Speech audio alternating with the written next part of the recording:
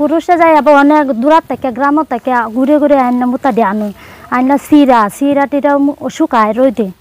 শুকায় টুকায় তারপরে এটার বিজায় পরে হচ্ছে মহিলার কাজ মানে মহিলারা এটা বিজাইয়া বেতা তুলে তারপরে ওই হাঁটি বান করে এটা পাটি 7 দিন লাগে একটা ফাটি বান করতে 7 দিনে ফাটি হইলে তারপরে পাইকারি আয় আনে শীতের দিনও মানে দামটা কম গরমের সিজনের দামটা অনেক হয় আর শীতের দিনও মনে হয় মানে অনেক ড্যাম সিজন কি শীতল ফাটি তারপরে হচ্ছে যে জামদানি ওই যে ফুল দেওয়া যেটা ওইটা হচ্ছে জামদানি ফাটি আর কাছে নর্মাল ফাটি ওই যে এইটা শীতল ফাটি এমনও 7,000 5,000 মানে এটা হচ্ছে যে তোমার যে অর্ডার দিব তার কাছে বেচা হয় এটা সবাই বাইন করে না আর জামদানি ফাটি 1500 আর নর্মালটা 800 অথবা 900 খাটনির পরিবর্তে লাভটা বেশি হয় না মানে পুরুষরা এক কাটে তারপর মহিলারা কাটে 7 দিনে যদি একটা মহিলা ফাটি বাইন করে 8 দিন লাগে 8 দিন আর 7 দিনের 800 টাকা রুজি হয় কিন্তু একজনের মানে রুজটা হয় না মানে ফাটি বাইন করে আমরা ফুসে না কিন্তু আমরা করা লাগে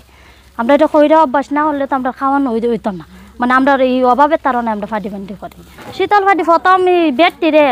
ওই মার মানে ভাতের পানি আছে না পানির মধ্যে 2-3 দিন সিদ্ধ রাখা লাগে মানে রাখায় সিদ্ধ কইরা তারপরে ফাটিটা বাইন করানো লাগে এই ফাটির খাটনি বেশি মানে দামও বেশি বাজার থেকে হাটে থেকে আইন মেলা তৈরি কইরা আর হরে দিয়া শুকায় এটা হায়া ফাইট করা বাইনটেন হইয়া এটা মনে একটা হাঁটি 2,000 যায় 3,000 যায় নলমেনা বাইন হলে 800 বেতন যায় এটা হচ্ছে বাইনের ডাইন যত সুন্দর হইরা বাইন অরণ ততই দাম পাওয়া যায় আপনাদের সরকারে যদি একটু সহযোগিতা করতেন তাহলে আমরা একটু আগাইতে পারতাম আর কি একটা ফাটি তৈরি করি সপ্তাহ 10 দিন লাগে 10 দিন লাগলে একটা ফাটি আগে বেচতাম যে তাই আমার তাই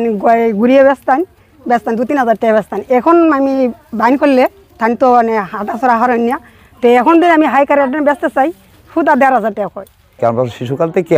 আমরা পিতামাতার সহ এই মুক্তার কাজই করতাম আমরা কৃষিকাজ চাষের সাথে মুক্তার কাজও চালিয়ে যাই হার্টের যত্নে বিশ্বসেরা ক্যানোলা তেল এখন বাংলাদেশে আমরা গিয়া মাঠে কৃষিকাজ করি আমরা মহিলারা এই মুক্তা কাজ মানে রাত্রে আইসেও আমরা মুক্তা বেত ফলি করিয়া দিই ফলি করিয়া দিলে পরে মহিলারাই এই ফলিরে আবার আসাইতে হয় আসানির পরে তারা ফাটি বুনে আর কিন্তু ফলি পর্যন্ত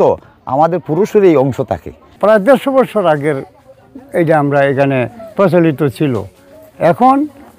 এই কুটির শিল্পেতে আগে বেশ কিছু আমাদের আয় হইতো বা এই মুক্তা মানে ফাটি টাটি কাজ করিয়া বেশ আয় হইতো এখন বর্তমান সময়ে যে কুটির শিল্পের কাজ হইতেছে সেই কাজে মুক্তার দামে আর তাদের পরিশ্রমিক বা তাদের যে মুনাফাটা এইটার কোনো দিন তাদের পুষতেছে না বাংলাদেশের ঐতিহ্যবাহী এবং বৈচিত্র্যপূর্ণ কারুশিল্পগুলোর মধ্যে শীতলপাটি অন্যতম শীতলপাটির বুনন শিল্পের যে ঐতিহ্যগত গুরুত্ব এবং সেটি বিবেচনা করে ইউনেস্কো 2017 সালে এটিকে intangible cultural heritage of humanity হিসেবে স্বীকৃতি দিয়েছে ফলে এটি বর্তমানে বিশ্ব ঐতিহ্যের অংশ আমরা আশা করছি এই শীতলপাটি ভৌগোলিক নির্দেশক পণ্য হিসেবে স্বীকৃতি প্রাপ্তি সহ এটির পরবর্তীতে আরও যাতে করে উত্তর ব্যবসায়িক গুরুত্ব এবং যারা শীতলপাটি নিয়ে কাজ করছেন তাদের যেন আরও আর্থিক এবং সামাজিকভাবে তাদের উন্নয়ন ঘটানো যায় সেই ব্যাপারে বেসিক তাদের সর্বদা তাদের পাশে থাকবে।